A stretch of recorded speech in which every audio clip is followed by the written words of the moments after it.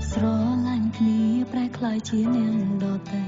ស្នេហ៍អស់នៅអ្វីអ្វីព្រោះអូនអ្នកផ្ដើម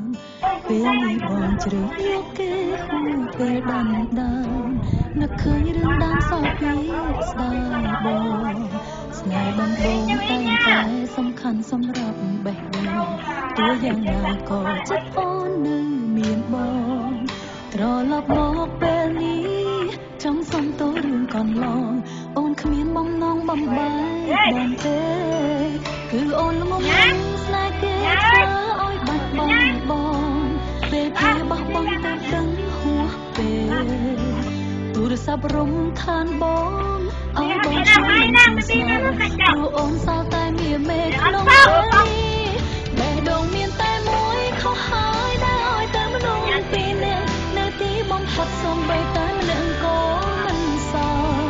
សូមទោសរឿងអតីតបោះចោលគ្រាប់ទៅដុំថ្ម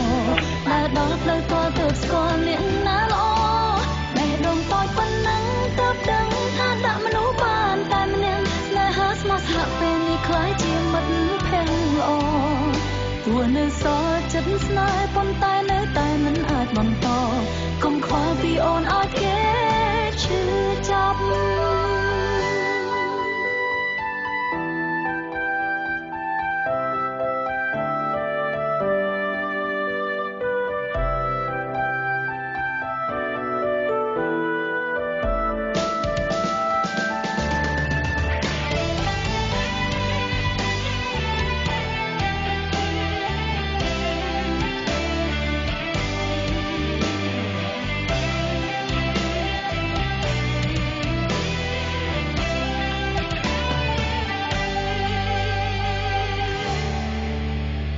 ធ្លាប់ស្រឡាញ់គ្នាប្រែក្លាយជា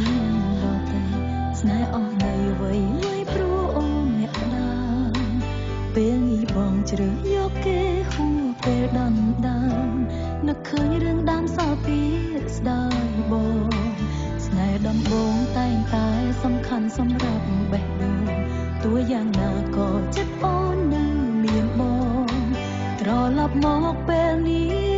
ចង់សុំទោសរឿងកន្លងអូនគ្មានបំណងបំបាយបងទេគឺអូនងំលងស្នេហ៍គេធ្វើឲ្យបាត់បង់បងពេលគេបោះបង់ទៅដឹងហួសពេលទូរស័ព្ទរំខានបងឲ្យបងជួយនឹងគូស្នេហ៍ព្រោះអូនសល់តែមាននៅក្នុងពេលនេះបេះដូងមានតែមួយខុសហើយដែលឲ្យតែមនុស្សពីរនាក់នៅទីបំផុតសូម្បីតែម្នាក់ក៏មិនសល់សូមទោសរឿងអតីតបោះចោលគ្រាប់ពេកទៅដុំថ្ម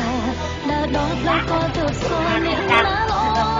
បេះដូងតូចប៉ុណ្ណឹងទៅដឹងថាដាក់មនុស្សបានតែម្នាក់ស្នេហាស្មោះស្ម័គ្រពេលនេះខ្លាយជាមិត្តភក្តិល្អទោះនៅសល់ចិត្តស្នេហ៍ប៉ុន្តែនៅតែមិនអាចបន្តកុំខ្វល់ពីអូនឲ្យគេឈឺចាប់បេះដូងមានតែមួយខុសហើយដែលឲ្យតែមនុស្សពីរនាក់នៅទីបំផុតសូម្បីតែម្នាក់ក៏មិនសល់សូមទោសរឿងអតីតបោះចោលគ្រាប់ពេចទៅរើសដុំថ្ម